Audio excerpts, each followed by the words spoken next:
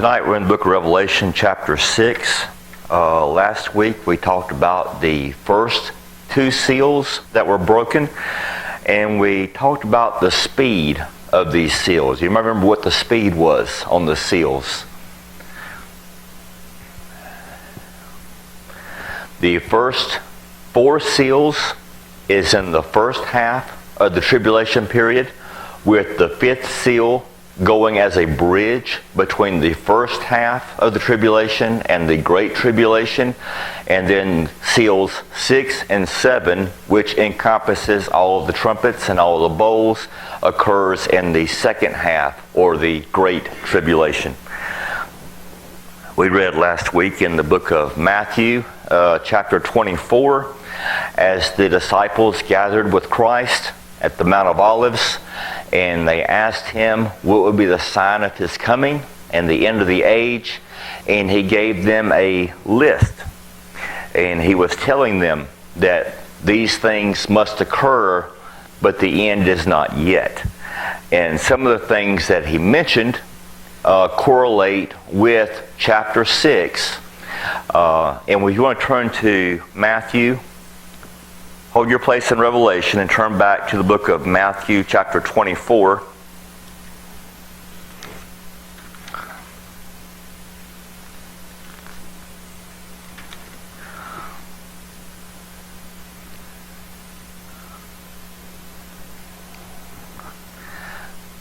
Matthew 24, beginning with verse 3. While he was sitting on the Mount of Olives, the disciples approached him privately and said, "Tell us, when will these things happen? And what is the sign of your coming and of the end of the age?" Then Jesus replied to them, "Watch out that no one deceives you, for many will come in my name, saying, 'I am the Messiah,' and they will deceive many." Now we have already had many people who have come claiming to be the Messiah. We've had such people as Charles Manson. We've had people that are still yet to come. And I think the allusion here is to chapter 6, verses 1 and 2, with the first seal being broken. And it says a white horse was loosed, and the rider that sat upon it was going to be bringing what? Peace, right? Bringing peace. And we know that this is a false peace. It is not a true peace. It is a very limited peace. It will not last very long. We don't know how long it will last, but we know that by the time the second seal is broken, it says in chapter 6, verses 3 and 4, as well as Matthew 24, verses 6 and 7, you are going to hear of wars and rumors of war. See that you are not alarmed, because these things must take place, but the end is not yet. For nation will rise up against nation, and kingdom against kingdom. And then it goes into our lesson tonight's going to be on the third and fourth seal. There will be famines and earthquakes in various places. All these events are the beginning of birth pains.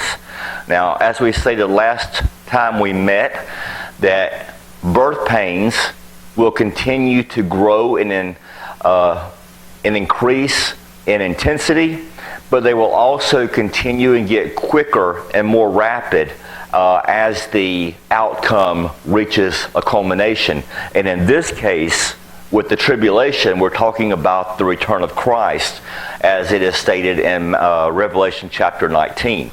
So as these events are quickening and as they're growing in intensity, he says that there are certain things that must take place. And we saw last time we met the first two seals, and again tonight we're going to cover the third and the fourth seal. Before we get into our study tonight, just by way of introduction, the book of Isaiah was written about 700 years before the birth of Christ. And in Isaiah chapter 34, verse 1, he tells us, "You nations, come here and listen. You peoples, pay attention. Let the earth hear, and all that fills it, the world and all that comes from it. The Lord is angry with all the nations, furious with all their armies. He will set them apart for destruction, giving them over to slaughter. Their slain will be thrown out, and the stench of their corpses will rise. The mountains will flow in their blood, with their blood.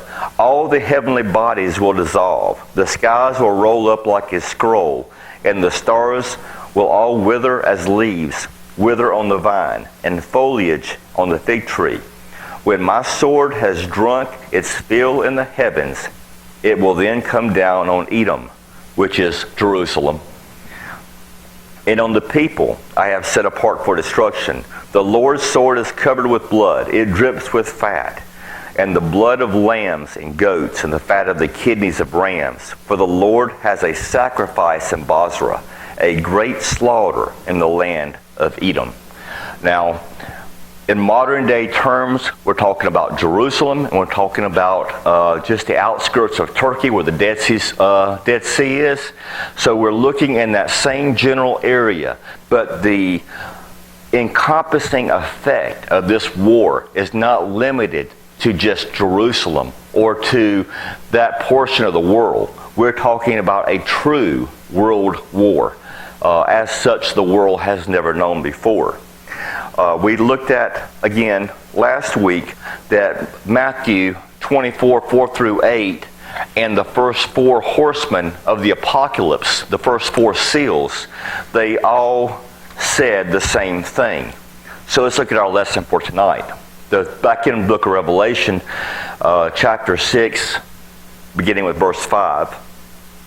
When he opened the third seal, I heard the third living creature, and again, this the third living being, the cherubim, say, "Come." And he's talking to John. And I looked, this is John, and there was a black horse. The horseman on it had a set of scales in his hand. Then I heard something like a voice among the four living creatures say, "A quart of wheat for a denarius, and 3 quarts of barley for a denarius, but do not harm the olive oil and the wine." Now, hunger is the effect of a worldwide war. Remember, we just read the words of Jesus in Matthew, that nation will rise up against nation and kingdom will rise up against kingdom. There will be famines and earthquakes in various places. When there is this kind of war all over the globe, people stop producing. There is no more planting. There is no more taking care of crops. There is no more taking care of the cattle for the meat. We saw the effects of this on a very limited scale when we saw in our history books of World War I, when most people's jobs got reconditioned to suit the war effort. They left behind the things that were non-essential, and they started making plans to help where needed to support the country's endeavor in the war that they found themselves in. So as a result of this, there's going to be large food shortages. And this is where we're talking about the famines in the third seal. So just know that all this flows. The first seal was the false peace brought on by the Antichrist, who assumes control and power and is elected as a world dictator, is loved and very charismatic to all the people, and they all have elected him, so to speak, to a position of this power. And as he has come into this power, he has provided this false sense of security that among all the disappearances of this rapture that has just taken place, he is now in control.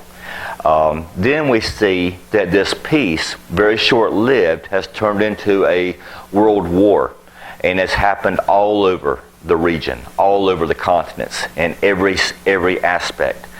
Then we see the results of the war, which is the famines, the food shortages. That's why it says in verse 5 that the rider on the black horse also had a pair of scales in his hand, the food rationing. And he gives us, and who gives us? Who was this talking? It says that a voice came out from among the four living creatures. Anybody know who that voice is? Who would that be?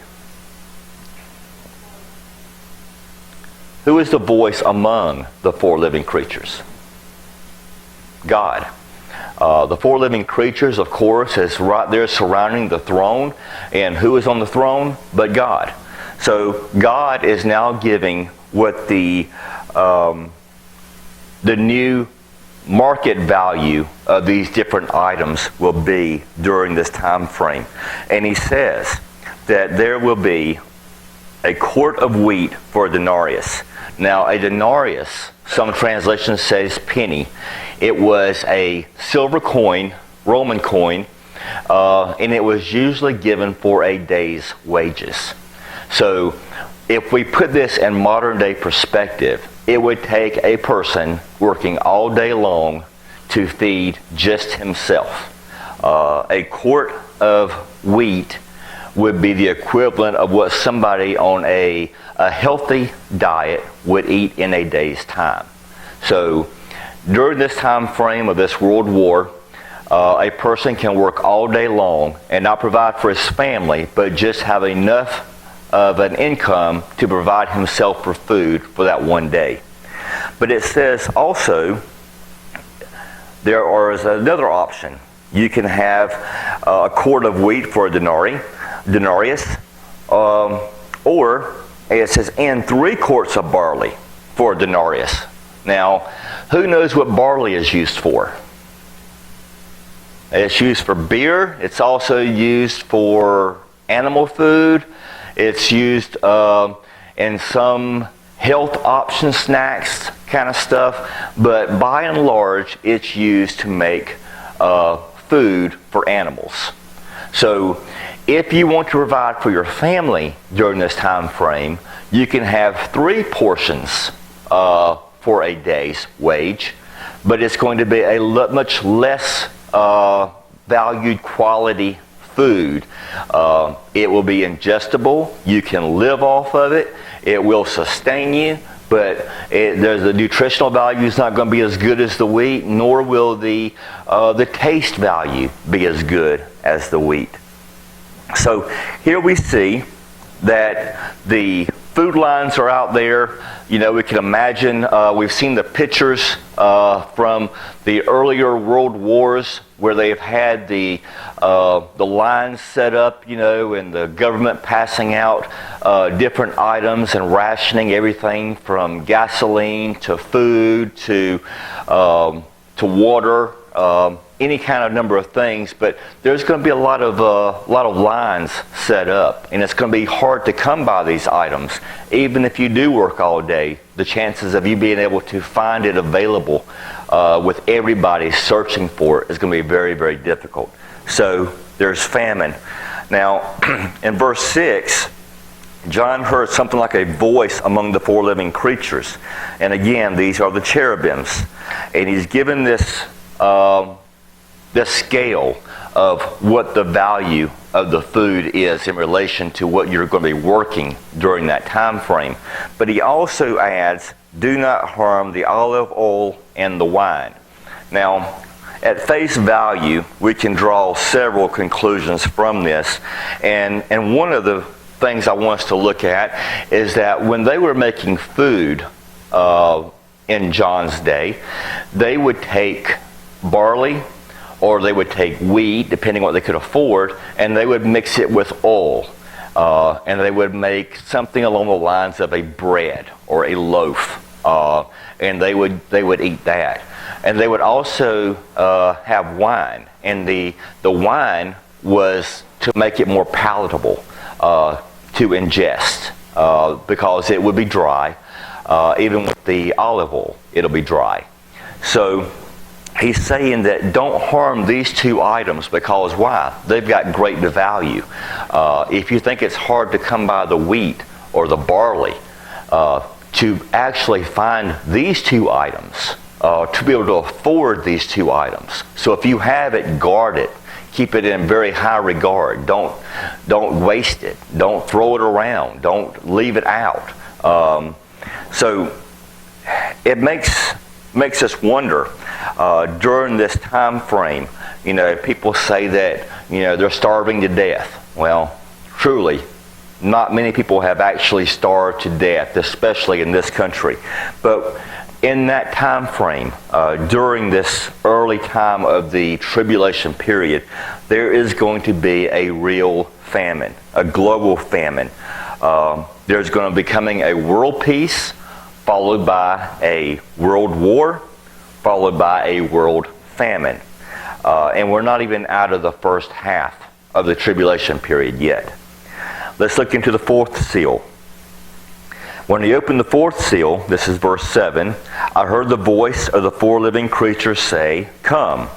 And I looked, and there was a pale green horse. The horseman on it was named Death, and Hades was following after him.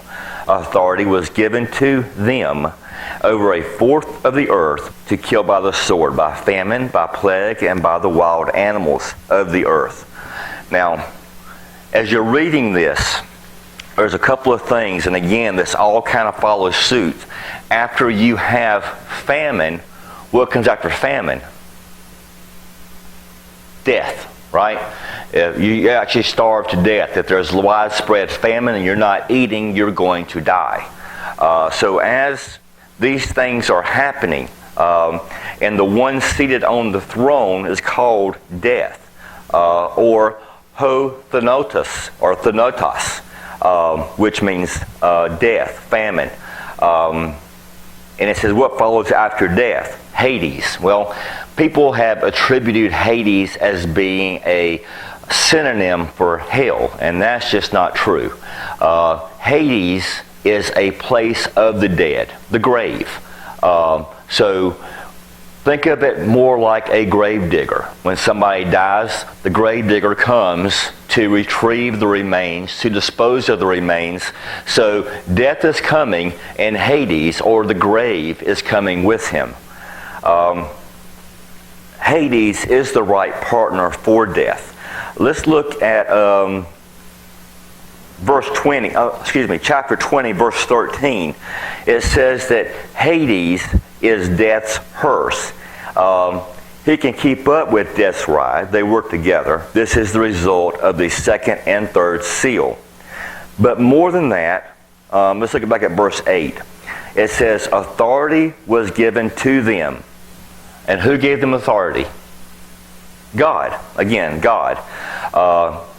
The unfolding of his title deed in the scroll, it's his judgment, it's his authority, and he gives it over to them to destroy over a fourth of the earth, to kill them.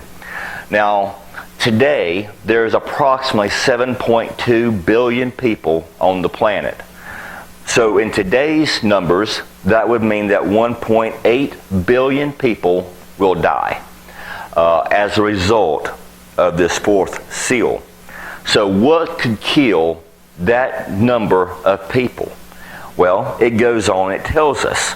It said, to kill them by the sword, by famine, by plague, and by the wild animals of the earth. Now, the sword we spoke about earlier as being a symbol of authority, a symbol of power. We're not actually going to see that kind of a weaponry used in today's arsenals. But what kind of arsenals do we have in the world today? The threat is all around us, right? There's everything from nuclear warheads to atomic bombs to missiles to anything in between. There's lots of things that can take people out pretty quick. And it doesn't just stop at saying the sword. He goes on and he says by famine. People will actually be starving to death. We don't think of large numbers of people dying by famine in today's world, but reminds you of this. I'll come back to one section. I want to briefly touch on this while it's in my mind.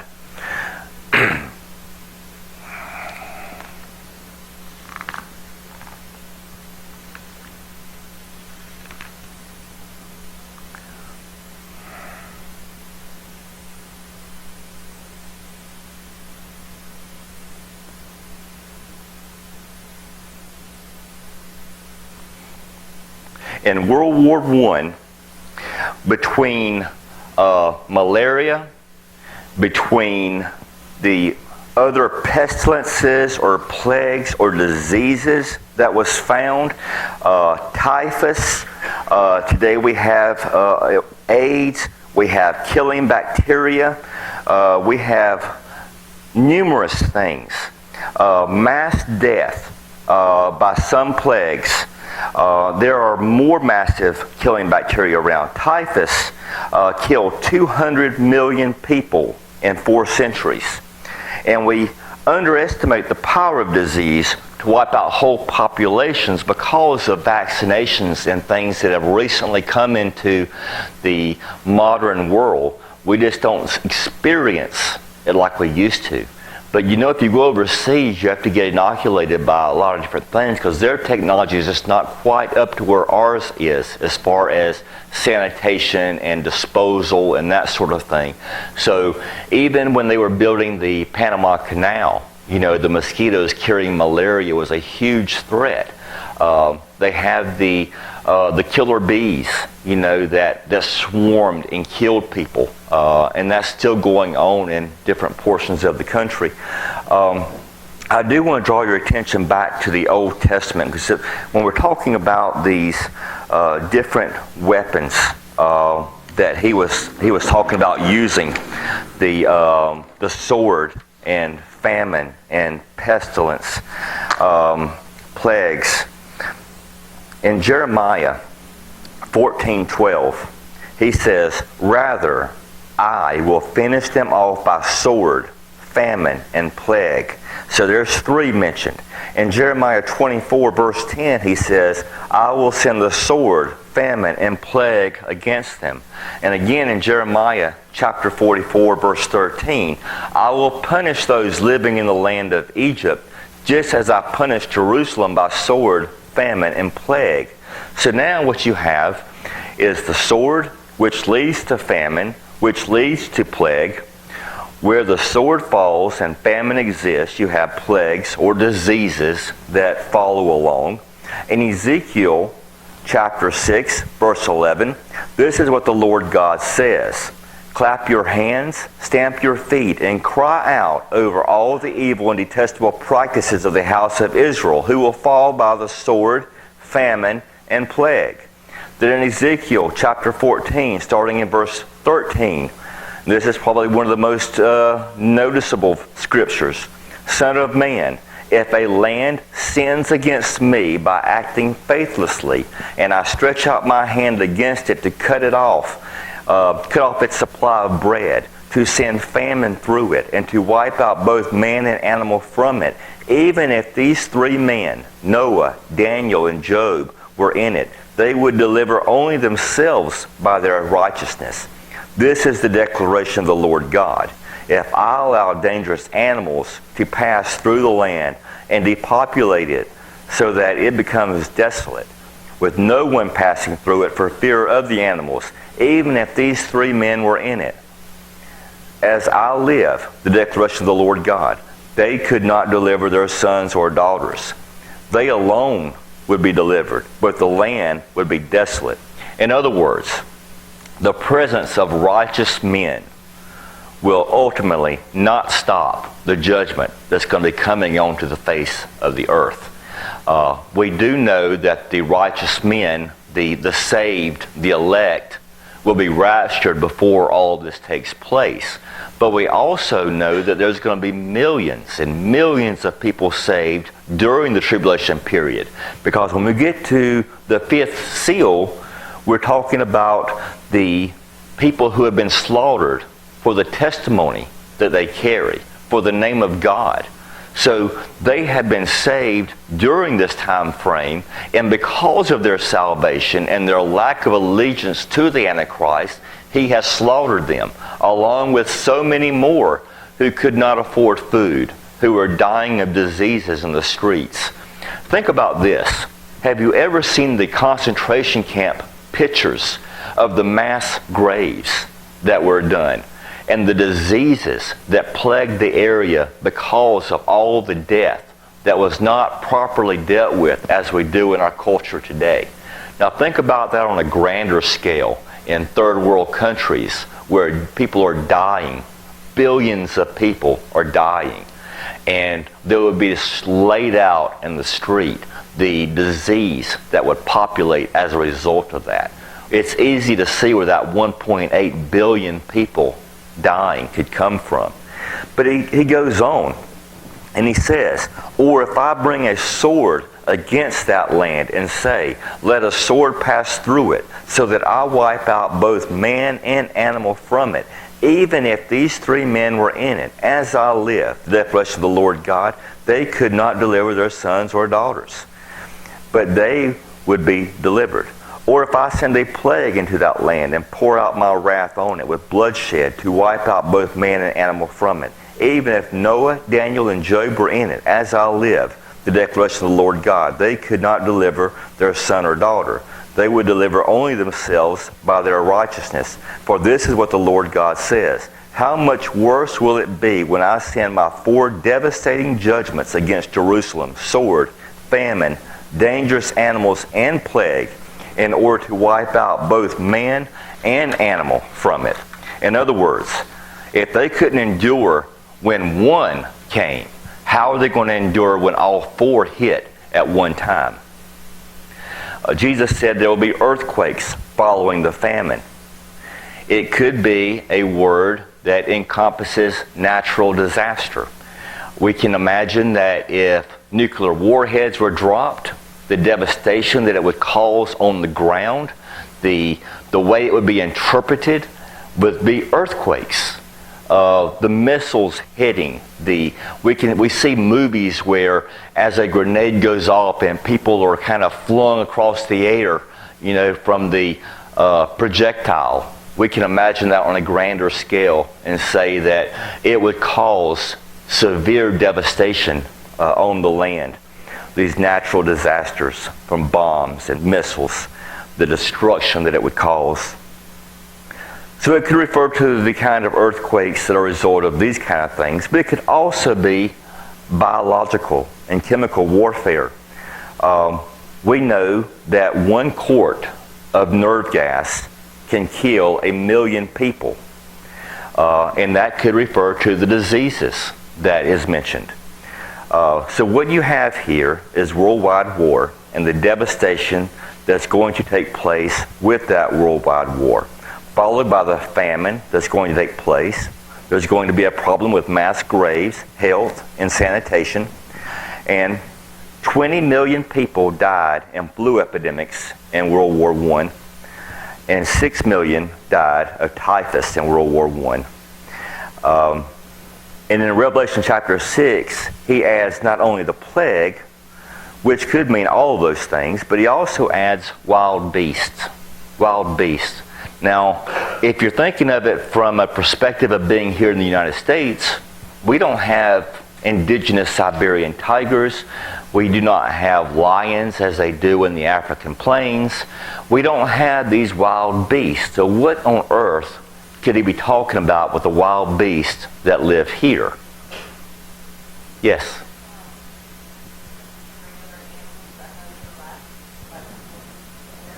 Could be. But let me ask you a question. What is more deadly? What is the most deadly creature on the face of the earth? It's not a snake. It's not a lion. It's not an alligator.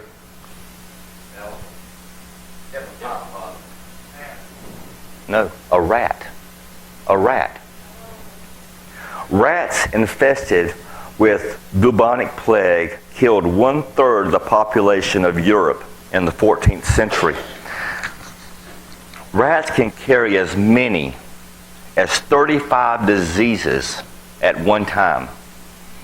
And amazingly, 95% of the rat population can be destroyed in one area, and in 1 year they can replenish their supply.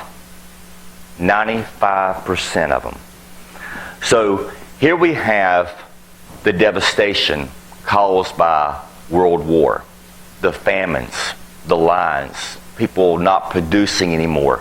Then we have the devastation of the different plagues, the diseases that's going to be encompassing, not only through what may be a germ warfare, but also through the devastation of these various animals.